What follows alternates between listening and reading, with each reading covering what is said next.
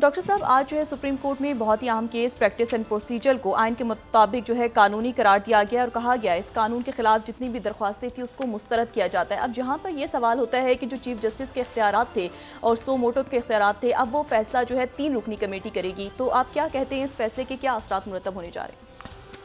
तारीखी दिन तारीखी फैसला बड़ा कम ऐसा होता है कि कोई शख्सियत अपने इख्तियारात दे। ऐसे ही अच्छा, चीफ जस्टिस के पास फायद ईसा साहब के पास तमाम पहले जो चीफ जस्टिस गुजरे हैं पाकिस्तान में उनकी तरह असुद नोटिस लेने का इख्तियार था, लेकिन ये जो कानून साजी हुई तो इसके नतीजे में वो इख्तियार जो है वो अब 3 रुकनी जो 3 सीनियर मोस्ट जजेज हैं वो जब आइंदा जब भी असुद नोटिस लिया जाएगा तो उसके लिए 3 जजेस जो हैं वो मुशावरत करेंगे और फिर उसके बाद वो बेंच तश्कील पाएंगे।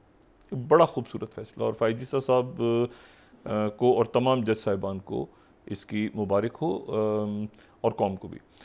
और इसमें ये भी कि जो लोग आइंदा अपील करेंगे, जो रिव्यू जाएंगे, वो भी शायद 14 दिन के अंदर अंदर ये जल्द उनकी अपीलें लगा करेंगी। फैसलों में ज़िंदगियाँ लोगों की गुजर जाती हैं, तो ये आइंदा से ये सारे मामलात होंगे, लेकिन आइंदा से होंगे, आइंदा से होंगे, आइंदा से होंगे, यानी इससे पहले जो कुछ हो गया उस पर इसका इतलाक नहीं होगा।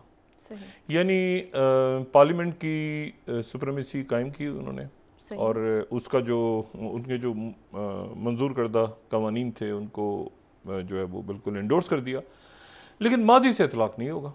यानी इसका मतलब ये है कि अभी तक अगर मैं समझाऊँ और जो मेरी माहिरीन कानून से बात हुई है कि नवाज शरीफ साहब और जहांगीर तरीन साहब का जो मामला था अपील का जो हक था वो दे दिया गया था। इन कानून ये जो कानून मंजूर हुए थे, लेकिन इनका तलाक मुस्तकबिल से होगा, यानी अब वो गालिबन दोनों शख्सियात के पास अपील या रिव्यू का इख्तियार नहीं है। सही, ये मुस्तकबिल से होगा, इसका तलाक माजी के फैसलों पे नहीं होगा। नैब की तरामीम जो थी वो की थी पार्लियामेंट ने, लेकिन उनको बंदियाल साहब जाते जाते सुप्रीम कोर्ट फैसला करके उनको उड़ा गई थी। ऐसा ही सर। तो वो तरामीम अपनी जगह उड़ी हुई हैं और नैब पुरानी जो ओरिजिनल सूरत थी उसमें नैब भी और उसके मुकदमात भी सारे बहाल हैं, क्योंकि वो एक सुप्रीम कोर्ट का फैसला था। ऐसे ही। तो वो फैसला दे के वो उसको उड़ा गए और साथ ही जो अब हुआ ये मुस्तकबिल से इसका इतलाक होगा। असखुद नोटिस बेंच कैसे बनेंगे, असखुद नोटिस कैसे होगा, लेकिन वो जो पिछले मामला हैं वो वैसे ही चलेंगे। और उसमें अब मुझे नहीं पता कि अब इसका तफसीली फैसला आता है तो क्या है कि उसमें वो जो नाहली है वो 5 साल तक है या ताउम्र है या क्या, उसमें क्या वजाहत है उसमें, क्योंकि उसमें तो रिव्यू का ऑप्शन भी एग्जॉस्ट हो गया हुआ था। तो वो अब नवाज शरीफ साहब की जो कानूनी टीम है इसको ज़ाहिर है डिटेल में पढ़ेगी इस फैसले को, उसके बाद देखेगी कि ये इसके ऊपर क्या करें। मतलब इसमें अब आप देखें ना कि तहरीक इंसाफ के जो चेयरमैन हैं उन्होंने भी तो फ़ायदे इसमें कुछ उनको भी हुए थे, कुछ ज़ाहिर है कि 90 दिन का, और तो सारा वो तो सुप्रीम कोर्ट उड़ा गई थी। अच्छा, नैब के जो डिप्टी चेयरमैन वो भी आज सैयद ज़फ़र साहब गालिबन उनका भी आज तकर्रुर हो गया है 3 साल के लिए। तो नैब तो फुल एक्टिव है, तो आइंदा से जो है वो इस तरह हुआ करेगा, लेकिन पहले जो हो गया सो हो गया। तो ये जो पहले सो हो गया जो ये जो है अब इसमें यानी आइंदा के लिए लोगों को बहुत इसमें उम्मीदें पैदा हुई हैं, लेकिन ये है कि माजी से जो है ये मुख्तसर फैसला, मैंने कहा ना अब ये तफसीली फैसला आएगा तो उसमें पता चलेगा कि जो 184(3) के मुकदमात में अपील का हक माजी से देने की शेक 8-7 की तनासुब से गैर आइनी करार दे दी गई। ठीक है ना, तो ये जो है ये अब इसमें क्या होगा अब ये देखना है। ज़ाहिर है कि अब इसमें बेंच कैसे बनेंगे, वकील को, मतलब इसमें जो है अब पार्लियामेंट की सुप्रीमेसी तो बहाल हुई है, लेकिन ये है कि इसका फ़ायदा जो है वो गालिबन किसी भी सियासी शख्सियत को नहीं हुआ, चाहे वो मुस्लिम लीग नून हो, चाहे पीपल्स पार्टी हो या तहरीक इंसाफ हो। और आने वाले दिनों के अंदर बज़ाहिर, क्योंकि मैंने कहा ना नैब की तरामीम को तो सुप्रीम कोर्ट के फैसले ने उड़ा दिया था, वो इसमें तो डिस्कस ही नहीं हुआ ना, वो तो एक फैसला कर गए थे। वो अब ज़ाहिर सुप्रीम कोर्ट ये जो है वो उसका फैसला थोड़ी इन्होंने रिवर्ट किया, इन्होंने तो इन्होंने इसको सुनाया है। तो अब ये अपीलें होंगी, वजाहतें होंगी, जब कुछ होगा, लेकिन हमें आगे जाना है मुल्क को। और इसमें जो है अब डॉलर जो है वो आज 279 से भी कम हो गया जी। और साथ ही जो एक इतलात ये आ रही थी कि तेल की कीमतें दुनिया भर में बढ़ रही हैं, तो वो भी रुक गई हैं, स्टेबल हो गई। और वो ये जो इसराइल और हमास के दरमियान लड़ाई है, इसको मैं अभी तक फ़लस्तीनी अथॉरिटी के साथ इसलिए नहीं, क्योंकि मगरबी किनारा जो है वो अभी तक वहाँ पर मुजाहरे तो हो रहे हैं, और लेकिन उन्होंने अभी तक ऐलान नहीं किया। अगर वेस्ट बैंक से ऐलान हो गया, यानी मगरबी किनारे जहाँ फ़लस्तीनी अथॉरिटी है, तो फिर उसके बाद ये कई फ्रंट्स खुलेंगे। इसराइल जो है वो थोड़ा सा रुक गया है, 4-5 दिन हो गए हैं, और वो इसराइल अपनी फ़ौजें जमा की हैं। आज उन्होंने अपनी कौमी हुकूमत बना ली है थोड़ी देर पहले। नेतन्याहू ने जो अपोजिशन जमातें थी उनको भी अपने साथ शामिल करके एक कौमी हुकूमत बन गई है, जिसको यानी जो भी फैसला होगा अब वो तमाम उसमें पार्टियां वगैरह सब शरीक होंगी। और गज़ा जो है उसमें वहाँ पे बहुत ज़्यादा बॉम्बिंग हो रही है, और इतनी बॉम्बिंग हो रही है कि वहाँ पर अब जो शुहदा हैं उनकी तादाद भी कोई तकरीबन 900 के लगभग हो गई है, या इतनी हो गई है। मुख्तलिफ नंबर, बहुत ज़्यादा नंबर्स हैं। लेकिन यह है कि इसमें जो एक वाहिद, अगर हम गज़ा का दोबारा से नक्शा देखें, गज़ा की पट्टी का, तो उस पर 3 तरफ तो यानी 2 तरफ तो ज़मीन है, यानी इसराइल है, एक तरफ बहरा रोम या मेडिटेरियन, और एक ही मुल्क के साथ उनका रास्ता खुलता है, और वो है मिस्र, जो और जहाँ पे रफ़ा की सरहद है, रफ़ा की क्रॉसिंग है। तो इन्होंने कहा कि जी आप रफ़ा से जितने लोग हैं वो निकलें और मिस्र में जाने की कोशिश करें। मिस्र में जाने की जब वो कोशिश कर रहे थे, अगर हम नक्शा दिखा दें, अगर थोड़ा सा मैप अगर हमारे पास है तो उसमें क्लियर हो जाएगा। अगर हम रफ़ा के बॉर्डर को नीचे देखें इजिप्ट के साथ, तो उसमें जो है वो अब इजिप्ट के साथ जो रफ़ा की का बॉर्डर है वो वहाँ से निकलने की कोशिश कर रहे थे लोग, क्योंकि बाकी तो इसराइल है हर तरफ। तो वहाँ पर जो है वो अब उन्होंने बॉम्बिंग की बहुत ज़्यादा, और वहाँ पर भी शहादतें हो गई। मिस्र पूरी कोशिश कर रहा है कि यहाँ, लेकिन मिस्र अब इसलिए एक टर्मोइल का शिकार होने जा रहा है कि मिस्र ये कह नहीं सकता कि वहाँ पे बमबारी हो रही है और हम फ़लस्तीनियों को आने नहीं दे रहे। बच्चे हैं, बूढ़े हैं, जवान हैं, ख़ानदान हैं, तो वो हर हाल में ये जो यहाँ पर भी खंदकें हैं, यहाँ से स्मगलिंग वगैरह होती रही है। ये जो मिस्र के मतलब ये जो कि मतलब मिस्र का एक गज़ा के साथ, क्योंकि गज़ा मिस्र के अंडर रहा है ना पहले, तो गज़ा का मिस्र के साथ एक तारीख़ी ताल्लुक़ भी बनता है।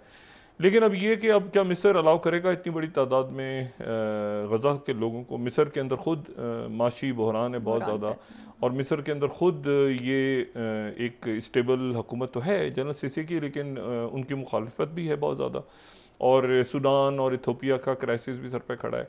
तो मिस्र के लिए अब, और मिस्र मीडिएट करने की कोशिश कर रहा था, लेकिन इसराइल ने आज उनकी रफ़ा की जो बॉर्डर है उसके ऊपर भी बॉम्बिंग की, जो कि बाहर निकलने का रास्ता था।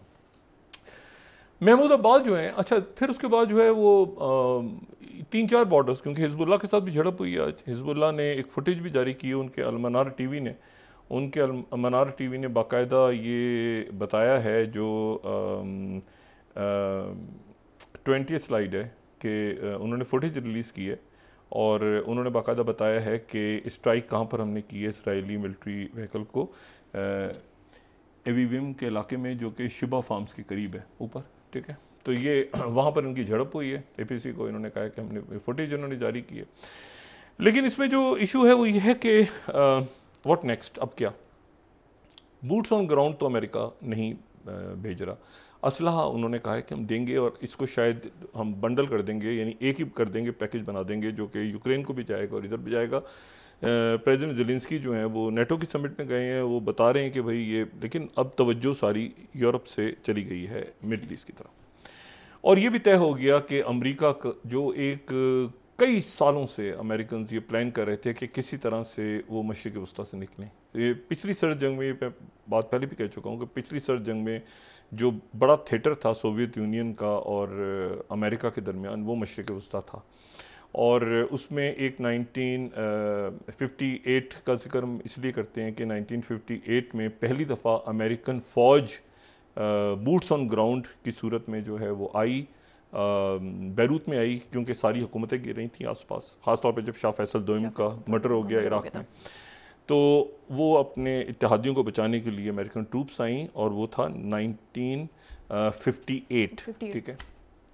और जो इसराइल की फ़ौज दाखिल हुई किसी दूसरे जगह पर और फिर उसका विड्रॉल हुआ, तो वो हमने कल बताया था कि वो 1982।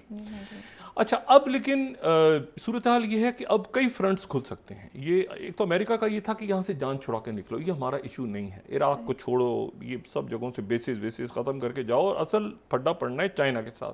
तो यहाँ से अपनी फ़ौजों को, इससे पहले कि वो ये रियासतें जब ओवर स्ट्रेच हो जाती हैं ना, सल्तनतें तो ज़्यादा फैल जाती हैं, तो फिर वो टूटती हैं। सल्तनत बरतानिया हो या उससे पहले की जितनी सल्तनतें, तो वो ओवर स्ट्रेच कर गया था। उन्होंने कहा जान छुड़ाओ मशरिक़ वस्ता से और तवज्जो दो सारी की सारी साउथ चाइना सी पे, ईस्ट चाइना सी पे, पैसिफिक पे। लेकिन अब मिडिल ईस्ट ने सकिन कर लिया अमेरिका को दोबारा, सकिन अंदर खींच लिया मिडिल ईस्ट ने, और मिडिल ईस्ट से अमेरिकन विड्रॉल तो होने से रहा।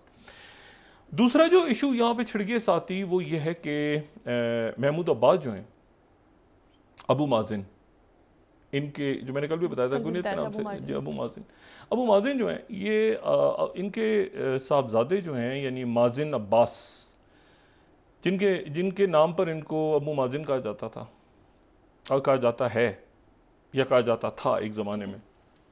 तो इन्होंने जो है वो इनके जो साहबजादे थे माजिन अब्बास, उनकी डेथ हो गई थी कतर में, 42 साल की उम्र में हार्ट अटैक हुआ था उनको, और उससे 3 बेटे हैं इनके। तो ये माजिन जो हैं, माजिन की डेथ हो गई थी कतर में ही, वो अपना कंस्ट्रक्शन का काम करते थे। दूसरे जो बेटे हैं उनका नाम जो है वो इन्होंने अबू माजिन या महमूद अब्बास ने यासिर अरफात के नाम पे यासिर अब्बास रखा हुआ है। तो वो कनाडा में है, कनाडा के नेशनल, तीसरा छोटा बेटा है। तो ये जो अबू माजिन है, इनके बारे में इंटरेस्टिंग बात ये है कि एक तो ये जो है इन्होंने जब फतह बनी, फतह ऑर्गेनाइजेशन बनी फ़लस्तीनियों की, तो ये कुवैत में, कतर में, यहाँ बनी, ठीक है। ये ममालिक ऑलरेडी एग्जिस्ट नहीं कर रहे थे, लेकिन बहरहाल इनकी कोई ना कोई शक्ल उस वक्त थी 60 की दिहाई में। तो ये वहाँ पे ये अल-फतह बनी, और फतह जो है उसके बाद उसके जो शुरू के लोग थे उसमें अबू माजिन भी थे या महमूद अब्बास। लेकिन महमूद अब्बास जो है ये इनका काम ज़्यादा फंडिंग इकट्ठी करना था। ये जो मुसल्लह कार्रवाई हैं उसमें कम ये इन्वॉल्व हुए, लेकिन ये जो हैं ये गए फंडिंग इकट्ठी करने के लिए। अच्छा, अब ये हुआ कि इन्होंने जो तालीम हासिल की, एक तो इन्होंने गज़ा में पढ़े, फिर उसके बाद ये मॉस्को चले गए, और मॉस्को में फिर इन्होंने वहाँ पर कैंडिडेट ऑफ साइंस की डिग्री हासिल की 1982 में 82, और उसमें जो है वो इन्होंने वहाँ पर वो जो कैंडिडेट ऑफ साइंस की डिग्री है वो PhD के बराबर, डॉक्टर महमूद अब्बास भी इनको कहा जाता है। इसीलिए ये जो डिग्री है इनकी, जो इनकी डेजिटेशन है, जो रेड कलर का एक वहाँ नज़र आ रहा है जो उनकी डेजिटेशन है, अब इस डेजिटेशन के हवाले से बड़ा फड्डा खड़ा हुआ, क्योंकि इस डेजिटेशन के जब उन्होंने लिखा, मकाला लिखा अपना PhD का, तो उन्होंने कहा कि ये हॉलोकॉस्ट जो है ये तो यहूदियों ने और नाजियों ने मिलके एक प्लान था, दोनों मिलके उन्होंने ये सारा जर्मनी में किया, जिसकी वजह से यहूदी हमारे पास आ गए। ये तो उनका मिला हुआ, ये एक मिल के उन्होंने प्लानिंग की थी। सही। अब इसके ऊपर एक बड़ा जो है वो हंगामा हुआ 2014 में। फिर महमूद अब्बास जो है, न्यूयॉर्क टाइम्स पहली स्लाइड, उन्होंने हॉलोकॉस्ट के ऊपर अपने बयान को थोड़ा सा टिल्ट किया, लेकिन ये है कि वो बात नहीं बनी, वो बात उसको बाय नहीं किया लोगों ने। उन्होंने कहा नहीं जी, ये तो इनकी तो यही है, थ्योरी इनकी यही है कि जी हॉलोकॉस्ट जो है वो तो जर्मन्स, और ये एक बड़ी इंटरेस्टिंग थ्योरी है कि जर्मन्स और यहूदी जो थे वो उन्होंने मिल के प्लानिंग की थी कि यहूदी इधर आगे आ जाएं। यानी एक नया थीसिस है। और अगर किसी ने थीसिस देखना हो तो ये सेकंड स्लाइड पे मैं ये टैबलेट में इनको महमूद अब्बास का जो मकाला है वो पढ़ें। वो बड़ी अजीब सी, एक अजीब और एक डिफरेंट थ्योरी है इनकी। अच्छा, वो ये कहते हैं कि जो है scholarly abstract sheds light on the crude deformation of Soviet zonology and how they are reflected in today's universities. तो ये महमूद अब्बास हैं उस ज़माने के।